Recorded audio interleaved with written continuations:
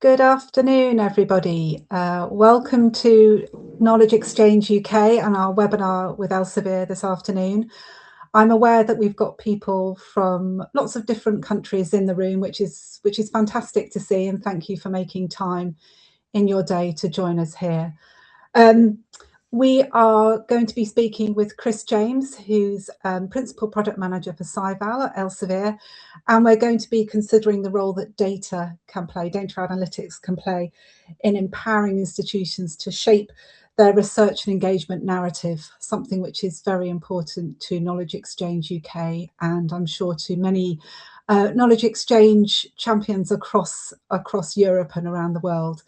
Knowledge Exchange UK, as you may know, is the national organisation for knowledge exchange professionals in the UK. It feels very appropriate to be having such an international gathering today, as our CEO is at the ASTP annual meeting in Bucharest today, where there is equally insightful discussions on knowledge exchange and support for knowledge exchange and how we describe our knowledge exchange journey going on, I'm sure. So we have got a good number of attendees in the room. I'm sure other people will be joining in the next couple of minutes, but we'll get underway.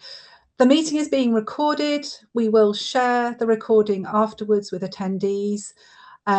If you have questions, please put your questions in the Q&A, and that means they can be moderated offline, and Chris can also answer some live. It also means that if we don't get to some questions, we can answer them offline and share those with all attendees.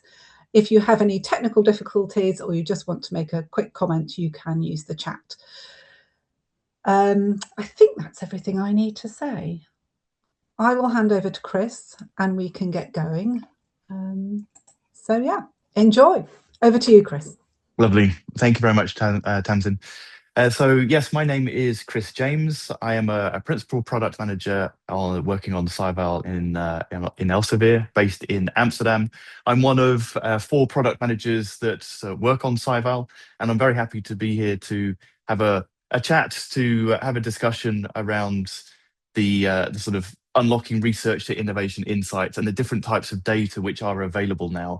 I'll make sure that at the end we have some time for questions. So as Tamsin said, please put your questions into the Q&A panel, not the chat panel, and then we can have a look at those later. So what I'm going to cover over sort of the next 35 minutes is a couple of things. I want to look at like why the need for these metrics and what kind of proxies are available. I'll go over the types of metrics which we've been working with, and just to give some information on what they can be used for, where the data comes from, these kind of things. Then on the practical side, like how can this be used? So why are we putting these kind of things into SciVal?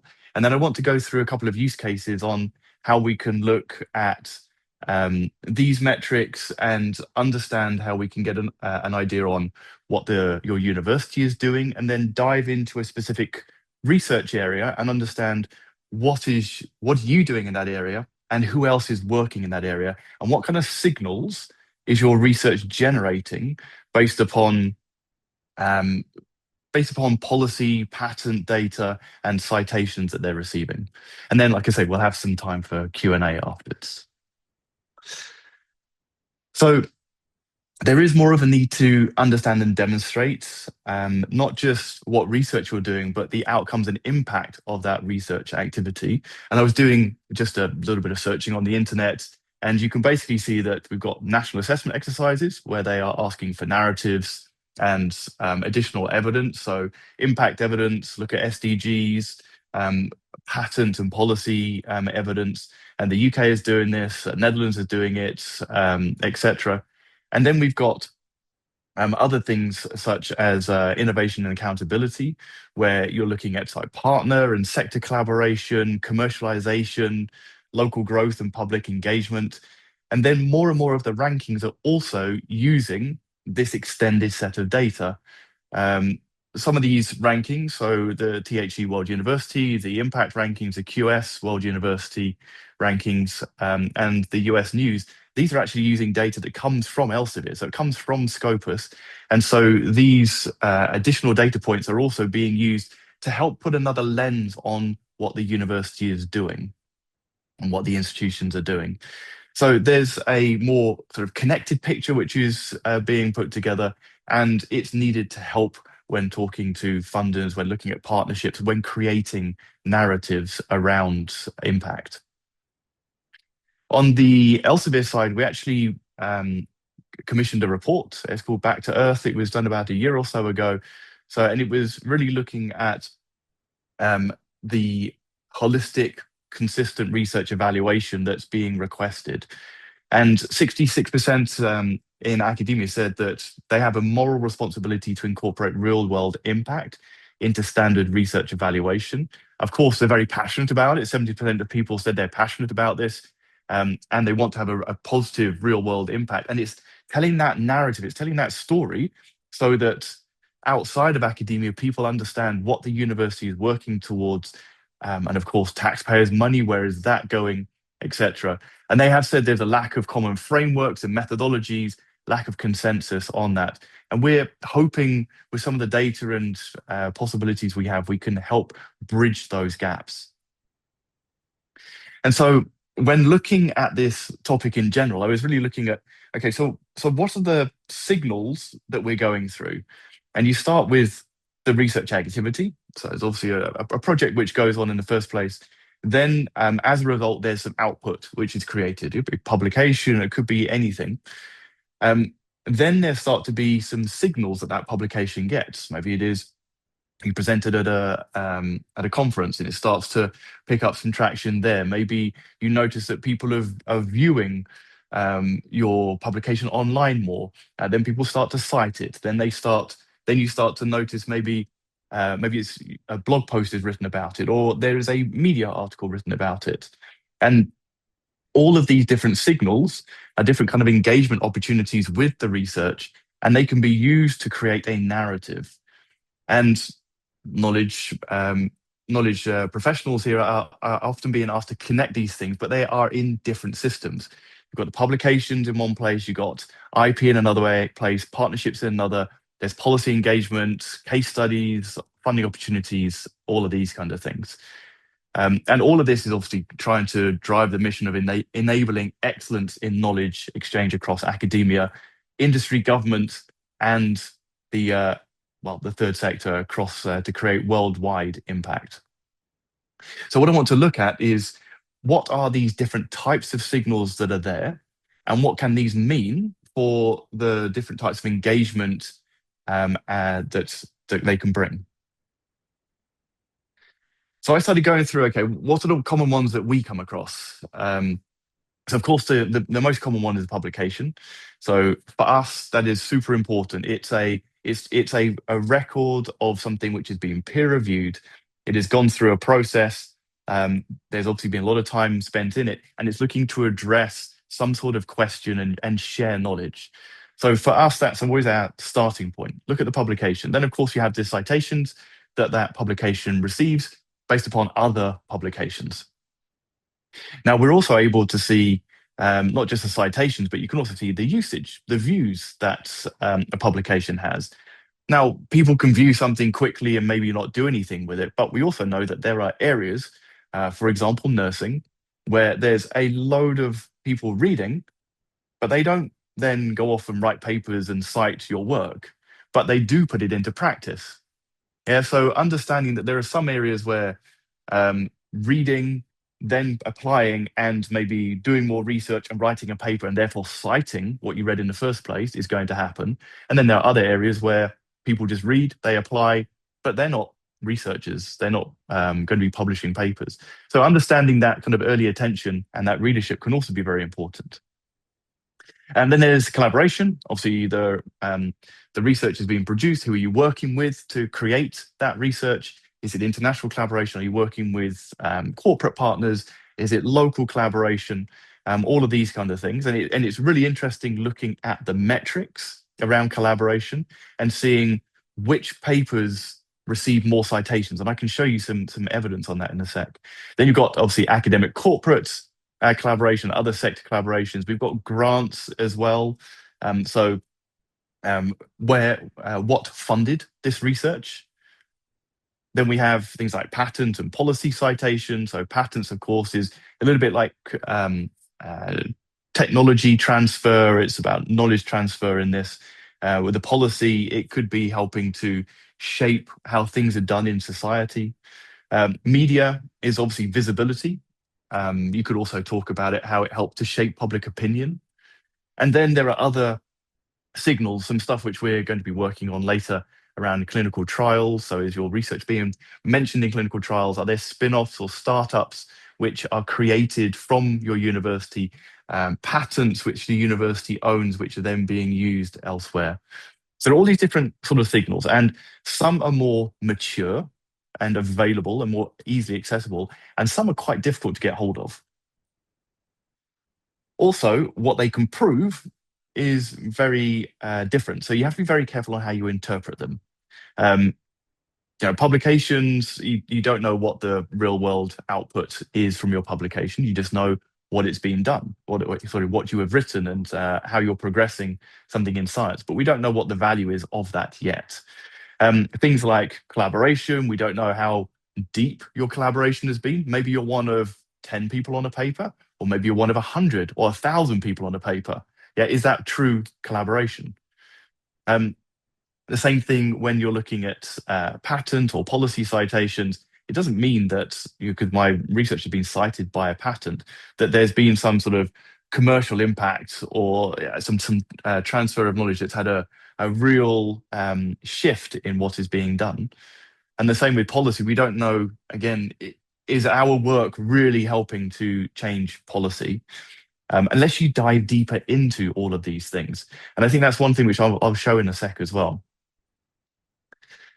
And then some of these signals lag more than others. Now, what do I mean by lag? I mean that, um, for example, a publication, you can put that into a database like Scopus or Web of Science, and people can see it straight away. But of course, it's been worked on for, it could be many years before that, and it could have been published in a repository before that as well. So the actual peer-reviewed publication is not as fresh as something which you find in a repository. But of course, the repository one hasn't yet been vetted for peer review. So there's a bit of a lag between writing it and it being available. Usage and views are fairly quick. It's nice. Once the item is published, being able to see the usage on that comes back fairly quickly. Same with collaboration. You can see on the paper straight away what kind of collaboration has happened. The ones which lag a bit more are things like patents. So a patent takes usually around 2 years from the initial setup of a patent to it being published, which means that it cannot cite a paper which is younger than 2 years old. Yeah, so you can receive patent citations, but if you publish a paper today, the chances of you receiving a patent citation for the next 2 or 3 years is very, very small. The same with policy citations. I noticed that most articles that get into policy citations are well cited already, which means they have to be available for a while for people to pick them up, to see them, to think they're good, for it to then filter into policy. Media is a bit different there. Quite often, media is picking up new pieces of research. They want to talk about the new discoveries and things like that. And then some of the other future signals, clinical adoption, of course, it needs to have, it needs to go through thorough testing and things like this. So not all of these are going to be available on papers that have been published in the last year or two. So you must be aware of those things when you're looking at this data so that you don't draw incorrect conclusions. I thought I'd share, from my point of view, where do we get this kind of data from? Publications come from Scopus. Hopefully you're all aware of Scopus. 106 million items in Scopus. We use 81 million of them in SciVal from 96 till the current date. Usage comes from there. Collaboration information all comes from that paper. And then we have grant information, where we're actually gathering this grant information ourselves. We have 2.8 million awarded grants with $4.1 trillion in value. Then patents come from LexisNexis IPDD, so IP Data Direct. There's 155 million patents which are covered globally. Policy comes from Overton. Hopefully you've heard of Overton. UNAD, who set up Overton, was one of the co-founders of Altmetric and saw a gap in what they were doing, in that their policy data wasn't as robust or broad as he would like it. So he set up Overton about 5 years ago. Media for us comes from LexisNexis Metabase, again, very global coverage. And then if we're looking at other signals like patent citations or ownership of patents, also comes from LexisNexis IPDD. And we're looking at spin-offs and startups. We're looking at things like deal room data. So just thought I'd share where this kind of stuff comes from. Now, traditional bibliometrics helps us understand scholarly activity and influence. And what I want to shift focus now is onto like the pattern and policy side of things. And that really helps us ask a different type of question. It's like, where is our research being noticed or reused outside of scholarly literature? And I call these, and we call them in Elsevier, we call these rare events because it doesn't happen very often. And I have some data on that as well, which you're going to see. So how can we help, or what's SciVal trying to do to help in that? Well, SciVal is a product that's been around for about 12 years. We work with academics, especially research leaders, research office, and there are usually three questions that they're trying to answer. It's like, where are our strengths? Who should we collaborate to increase our strengths and get more funding and get more success and have more impact? Then how do we demonstrate the value of what we've done to funders, institutions, and in society? And then with SciVal, you can do this. You can benchmark departments, teams, research areas, anything basically against peers globally. And that helps you identify collaborators. And then once you've gone through all of this and you've helped on the research strategy, you can then use this to create a narrative to demonstrate the impact you have for like using policy innovations and things like that. And the impact indicators that we have included can be used to answer all three questions, but you need to have that big overview to understand where do we stand at the moment. Now, I worked on the project to bring additional data into SciVal. Started on it around 4 or 5 years ago, and all of the customers I spoke to globally, they all said that what we're trying to do is understand and demonstrate the broader outcomes and impact of research activities to help with building, enhancing the reputation of the institution, to capture these pathways of development for impact case studies, narratives, national assessments, which are requiring that we're able to do this. And how can we find research and people which are doing things that we should shout about? Yeah, what are the signals that you can help provide us that's going to show us something we didn't know? Obviously, enriching grant applications, when you're looking at recruitment, promotion, it's all different lenses that you can put on a person.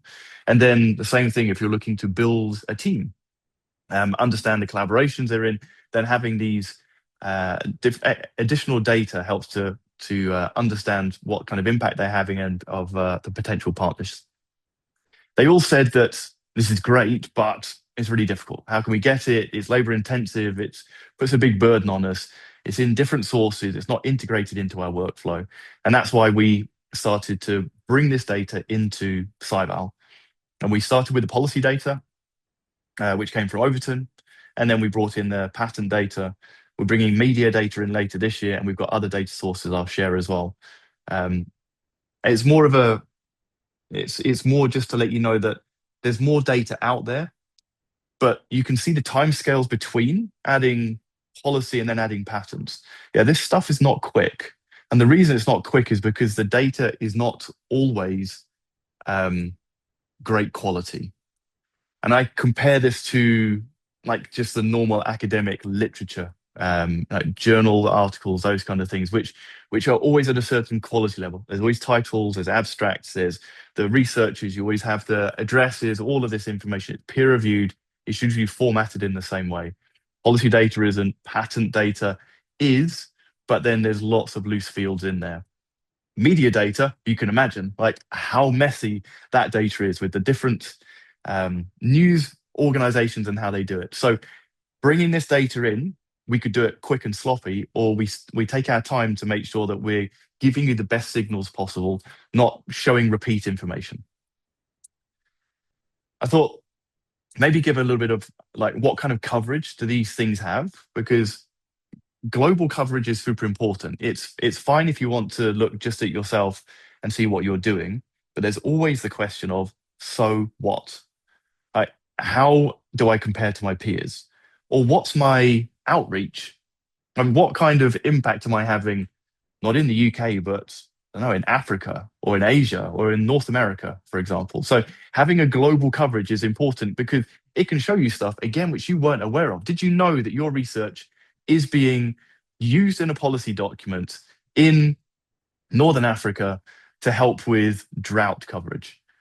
They're citing your work. Maybe those are people you should be talking to. Maybe there should be some collaboration that goes on there. So both of these data sets are very global. Overton covers 25 million policy documents. We don't have that in SciVal. We just get the stuff. We get the cream at the top. We get the stuff which is citing all of academic literature. Anything that cites academic literature, we will get, which then means there's 1.2 million policy documents citing 5.3 million unique scholarly outputs. They come from 180 different countries, 2,700 policy bodies. So it's a really nice big global view. And the LexisNexis IPDD data is also like that. 155 million patents, 107 patent authorities. So you get this like really nice picture of like where in the world is using our data. And that brings 4.3 million patents and 4.9 million scholarly outputs cited. So similar sizes of citation counts to outputs as we had for policy. And it allows you to do these things, right? Look at your competitive position relative to peers, understand how your research is affecting local policy, national policy, international as well. So we have the local view, we've got the international view, and that I think is really important as part of your narrative. Yeah, understand what your research is driving locally, but then also what impact is your university having outside of its sphere. You can obviously use it for promotion, tenure activities, and looking at what your contributions are to technological innovations. So very simply, what we're doing is we are linking the scholarly output, so that's that single article, back to the policy documents which are citing the scholarly output. If we do that, then it allows us to give you a lens to look at the data at any level. So you can look at the university, you can look at a country, you can look at the world, but you can also zoom in onto something you're interested in, a specific area of research you're interested in, which you define, or a researcher or a group of researchers or a set of papers, like whatever you want. From those, you can then see, okay, have they been cited? Who is citing them? Where are they being cited? What's the reach? And how does it compare to others? Yeah, that's kind of the basis of it. And the whole point with all of this, and you'll see from the numbers in a second, because I'll get online and show some stuff, is that research excellence is a starting point. Yeah, you're not trying to get cited by policy, you're not trying to get cited by patents. But the good research is actually then meaning your research stands out, which is then being picked up by these policy and patent bodies. And you can also see what kind of things are they attracted to. So these analytics, they help us see the possible routes of use. So whether research is informing technology or where it's referenced in policy. And you can then use these to create credible stories or even look for the next kind of engagement opportunities. Now, you always have to remember a couple of things. Always remember that these are proxies, not outcomes. Just because I'm cited in a policy document doesn't mean that I am changing the world, but it is a proxy that your research is in the area that they want to make a difference in. You should also always start with a question, not a metric. So start with things like, where are our innovation strengths? Or which areas, research areas, are visible in policy? Who might we engage with next? And then with that question, you can then look at the metrics to help drive that narrative and to drive your direction. And the idea here is to move from metrics to evidence to action. So the counts that we can give you, because all we're doing is giving you counts, These provide value, and then you should always drill down into the underlying publications, the underlying patents, the policies, the policy bodies, the research areas, the people you're collaborating with to really understand how the whole ecosystem is working. Okay. The other thing is do not overclaim. So as we said, they are proxies, and patent and policy citation patterns, they vary strongly by discipline. We are building a normalized metric to help with this cross-discipline view. But in the moment, you have to just remember that if you're not publishing in health, you're not going to get clinical citation, or very likely not to. And then some research creates value through practice, as I mentioned, nursing, for example, or community engagement, or uptake, or standards, or software. And none of these are going to appear in patents or policy citations. So there are other areas which you also need to be aware of and find other metrics that can be used there instead. I mentioned patents have a publication and indexing delay. So you won't find a citation to a scholarly output that's less than 2 years old, or you're less likely to. And then use these analytics to find leads. Don't declare them as impact on their own, but use it as a way of creating a narrative. All right. Now I want to get practical. So I'm going to go into SciVal. I want to do a couple of things. First of all, I want to do an institutional scan. So I picked a university. I don't know if anyone is from the university I picked. So if it is, then I apologize in advance if what I show you is different to what you're used to seeing. But I picked a university in advance. We're going to understand who and what is being cited by policy and patent. Yeah, just really just a baseline, what's going on. And we can compare that to just the overall research in general. Then from the same university, I'm going to pick something, an area to dive into more deeply. I'm going to choose AI in healthcare, which I know is a priority for the UK as well, that's one of the priorities. And I want to look at that and understand, okay, so what are we doing in this area? And how is it being picked up outside of academia, so policy and patent citations? And who else is working in that area? Yeah, so we can look at ourselves, but we can also look broadly at that whole area and understand who else is working in it and what kind of impact are they having. And then we can use that, of course, to identify people you potentially want to collaborate with, maybe research you want to read, maybe even the policy or patent bodies which are citing a lot. And maybe they are ones that you want to actually work closer with. Yeah, because you can form relationships and collaborations with them as well. So let me just I'll go online. So this is SciVal, and I'm chosen the University of Birmingham. So what I'm looking at here is data from 2020 to 2026. And as I said, it's looking at Scopus publications that have been written by researchers from the university. And there are 47,000 of them. And you can see how many citations they've received. So 1 million, which is great. And just to give it context, it's got a field-weighted citation impact of 2. That means these publications have received twice as many citations as you would expect for publications of these type in these journals of this year, etc. So it's a normalized metric. So this is a very good score. That's very high. And you can scroll down and see more information about the university, what they're working in. Just for the sake of time, I thought I'd skip straight into the SDGs. So we provide metrics around the SDGs, Sustainable Development Goals, which are used in the THE impact rankings as well. And here I can look straight away and see how is Birmingham doing compared to the United Kingdom in each of these. It's just how much output. It's not the quality. It's just how much are we working in that area. And I said medical healthcare or AI healthcare, Birmingham's doing a lot, is doing more than the UK average on that for SDG 3. We can also have a look at what kind of collaboration is Birmingham doing, and these are the interesting metrics, right? So this is well, first of all, we just look at academic collaboration, but then we can look at corporate collaboration, which gives us that kind of knowledge transfer, that that work outside of academia. Now, you may have noticed if I take single authorship, it has the lowest. I'm using field weighted metrics here. So it has the lowest field weighted number. It's almost one, so almost world average. If your institution works just with themselves, it's just above world average. If it works with other institutions in the same country, so in the UK, then you're getting 50% more citations than expected. But international, 2.5. Yeah, so it's receiving 150% more citations than you would expect. Remember, all publications was 2. Yeah. So you can see doing international collaboration, so working internationally, produces on average more highly cited papers than any other way.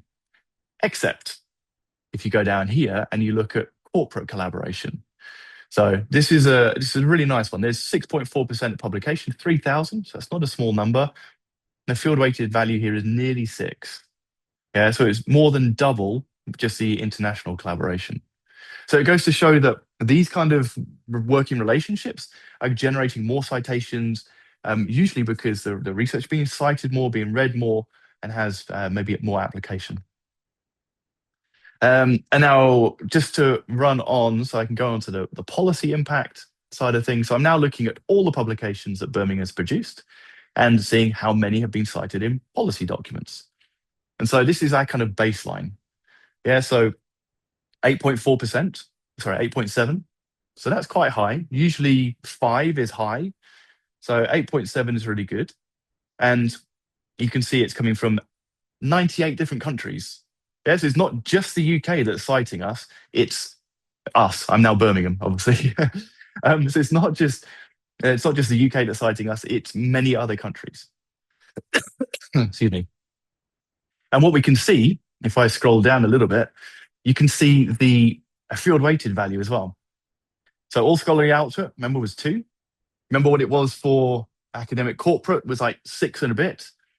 The publications cited by policy, those ones, when they're cited by academia, is 7.6. So you see they're like the cream of the crop. So you already see that the stuff cited by policy is the stuff which is very, very highly cited as well. And then you can do some nice stuff like see where am I being cited? So if I just bring up a map, remember 98 different countries.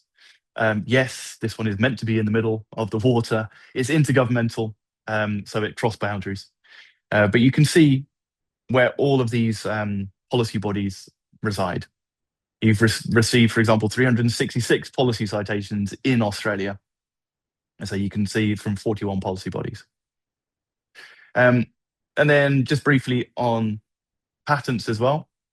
Fewer patent citations, so 1.8%. But it's coming from 21 different patent offices. Again, not just a single patent office.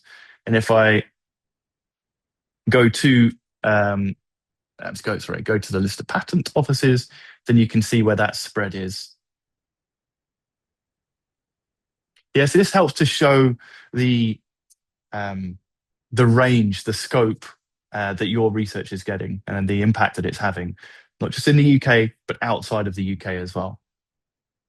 Now, there are a couple of superpowers that are in this. I mean, one I think, which is really nice, is great. I can see all of the policy bodies, but let's have a look at the individual publications which are cited and see how much they're being cited and by what. So you can then have a look at these. I would skip this first one, to be honest, because you're one of nearly 1,000 co-authors on it, although you can see it's being picked up a lot. This one is better, like 30 people in total on this paper. And you can see it's being cited 271 times. It's one publication. And it's been mentioned 420 times. So this mention here, I like to call this a needle metric. This is helping to find this needle in a haystack. Yeah, so if I do the highest to lowest by mentions, what this is now doing is it's looked through.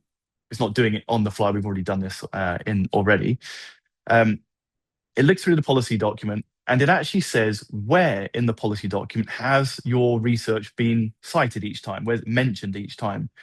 And you can see it's not just once that it's being used in this policy document, but 17 times.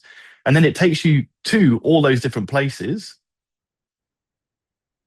a lot of them in the same place. but you can actually go through and see, what were you being cited on? Was it to do with the introduction? Was it actually a supporting statement? And then you can click on this and go to that policy document, to that page, so you can learn more about it. Yeah, so this helps you to understand what the real impact is of your research, and especially if you're one of just a few people being cited.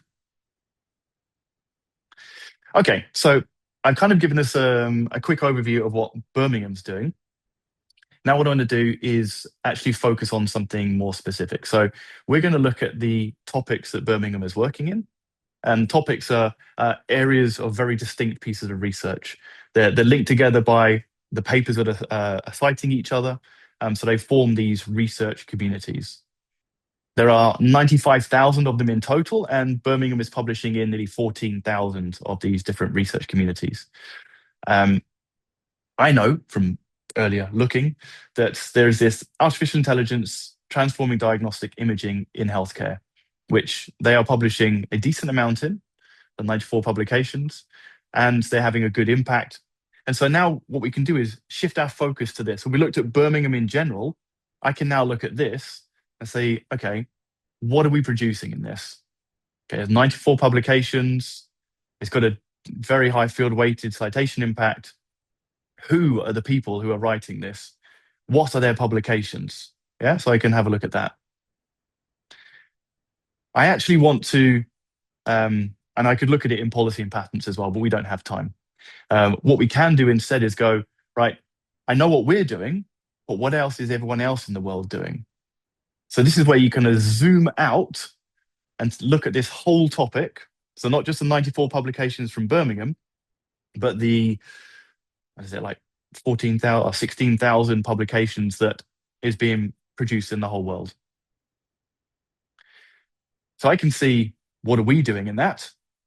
So we've got those 94 publications and what the field weighted is.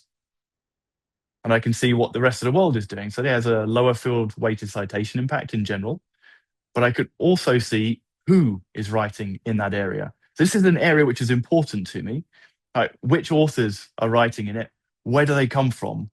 Like, maybe these are people I should be speaking to. Which institutions do they come from? And then finally, using these policy and patent metrics to then focus in on the stuff which is getting more signals.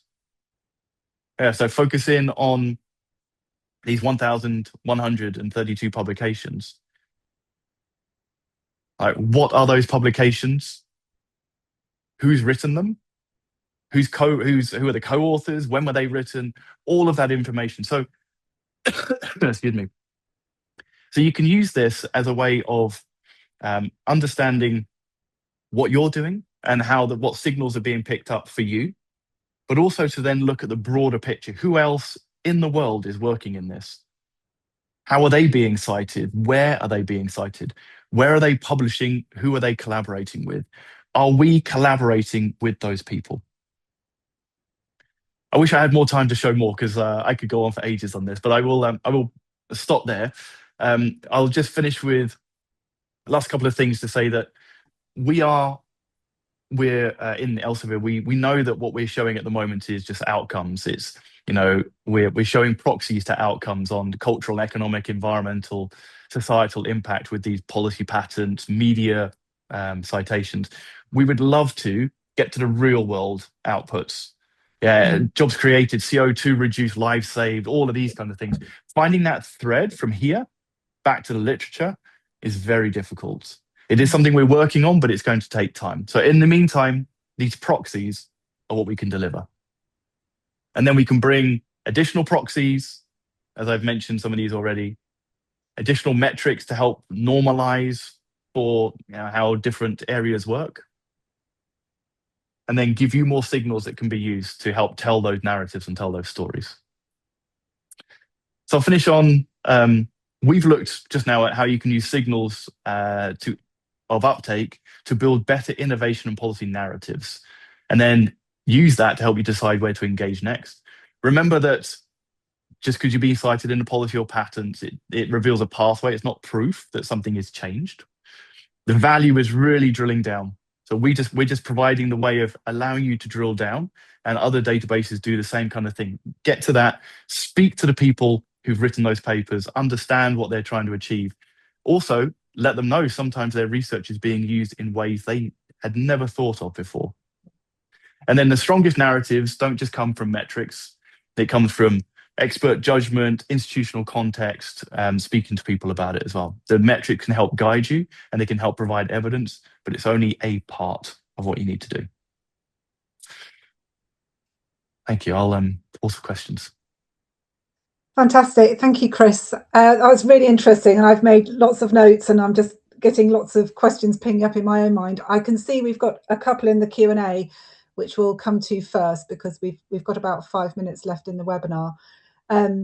So Mara has asked whether the metrics are available at researcher level. And I can see as you were starting to drill down, you were starting to see individuals associated with publications and presumably the same with patents. So I suspect the answer to that is yes, you can kind of see how individuals are performing. It is. I mean, the whole basis for what we build is that we build it from a paper level.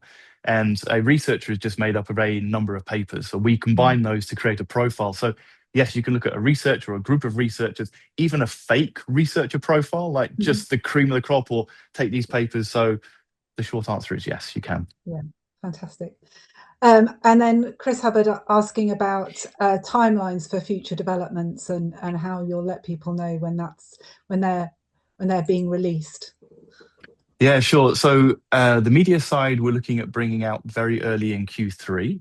So that's just undergoing some testing at the moment. It's been a long time coming, and I apologize for that. We need to make sure the data quality was good enough. We're then looking at either potentially bringing in some deal room data, so that spin out startup stuff later in the year, or clinical citations. So we need to do some testing on that. We need to do some validation with customers, but it will be announced on our roadmap and also in the release notes. And we have on SciVal, we have usually 9 releases a year, so we're fairly active. But yeah, it will be posted in the release notes. That's fantastic. I mean, it feels like such a step forward in the way that data is combined. And we know that one of the very frustrating things is often that, the sector is being told to tell its story better so that there is better public appreciation of that investment into the research base and all the fantastic things it results in, which do take time. And it's not always easy for policymakers, politicians to make the case for investment when there is a lag between investment and output.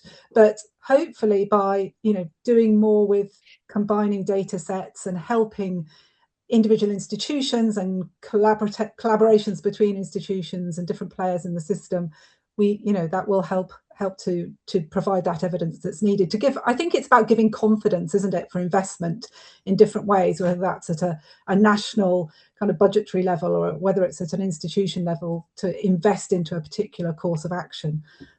So yeah, exactly. Really, really interesting. I can just see we've got one more Q&A. For institutes that subscribe to Scopus, is individual support available for troubleshooting? That's quite a technical question that I'm going to let the Elsevier team answer. So yes, I feel that we probably should wrap things up because we said we'd do 45 minutes, so people have got to pause before meetings at 1 o'clock or whatever your local time frame is at the moment, 2 p.m. I guess for many of you.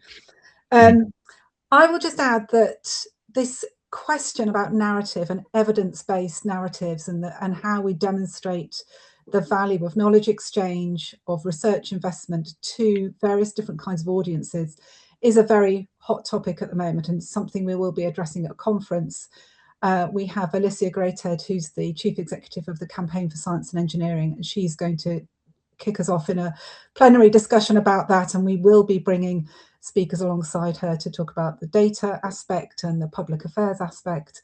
So yes, it's a very, very interesting, very live discussion, and I'm sure we'll hear more from Elsevier in that respect, both at conference and subsequently.